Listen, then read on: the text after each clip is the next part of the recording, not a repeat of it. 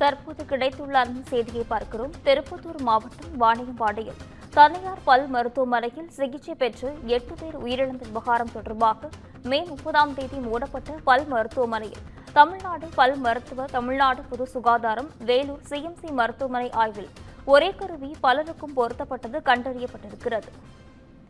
மாவட்ட சுகாதார இணை இயக்குநர் ஆய்வு மேற்கொண்டு பல் மருத்துவமனை மே 30ஆம் தேதி மூடப்பட்டது.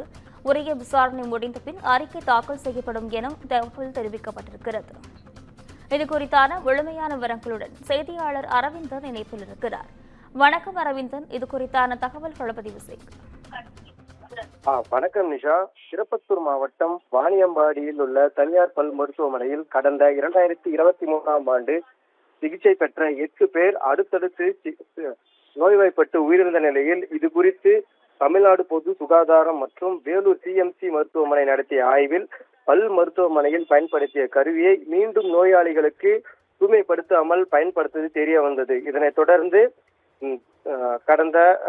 கடந்த சில மாதங்களுக்கு முன் வாணியம்பாடியில் செயல்பட்ட பல் மருத்துவமனையில் 8 பேர் உயிரிழந்த விவகாரம் ஒருமுறை பயன்படுத்திய கருவியை தூய்மைப்படுத்தாமல் மீண்டும் பயன்படுத்தியதாக அறிக்கை வெளியான நிலையில் இது குறித்து கடந்த மே மாதம் திருப்பத்தூர் மாவட்ட மருத்துவத்துறை இணை இயக்குநர் ஞானமீனாட்சி தலைமையிலான அதிகாரிகள் ஆய்வு மேற்கொண்டு மருத்துவமனைக்கு வருவாய்த்துறையினர் முன்னிலையில் பூட்டு போட்டனர். அதனைத் தொடர்ந்து இது குறித்து இன்று தமிழ்நாடு பல் மருத்துவ கவுன்சிலிங் மருத்துவ குழுவினரான வேலூர் அரசு மருத்துவக் கல்லூரி மருத்துவரை சேர்ந்த பேபி ஜான் மற்றும் அப்பாதுரை மற்றும் விஜய் ஆகிய மூன்று பேர் அடங்கிய பல் மருத்துவ கவுன்சிலிங் குழுவினர் இன்று வருவாய்த்துறையினர் மற்றும் காவல்துறையின் முன்னிலையில் பூட்டப்பட்ட பல் மருத்துவமனையை திறந்து ஆய்வு மேற்கொண்டனர். அதனைத் தொடர்ந்து இந்த ஆய்வு அறிக்கை வெளியான பின்னரே முழு விவரம் தெரிய வரும் என திருப்பத்தூர் மாவட்ட